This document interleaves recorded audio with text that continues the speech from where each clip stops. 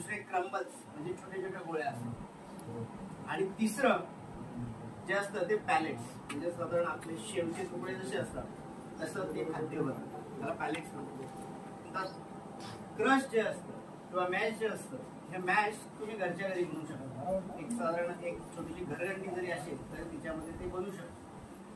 पण क्रम्बल आणि पॅलेटसाठी तुम्हाला मशिनरी लागतं, तो खूप मोठा व्यवसाय, म्हणजे ज्यांना कोणाला फील्डमध्ये काम करायचं ते सेटअप करतात. उपलब्ध मार्केटमध्ये तिन्ही गोष्टी, तुम्हाला मॅश आहे, क्रम्बल आहे, पॅलेट पण आहे.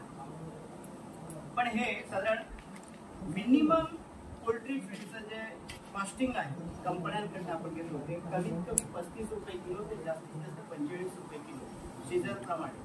कारण कोंबडीच्या फीडमध्ये सर्वात जास्त कुठल्या इन्ग्रेडियंटची गरज असते तर तो मका, आणि मक्याचा भाव जसा वाढेल तसं खाद्याचा भाव वाढेल.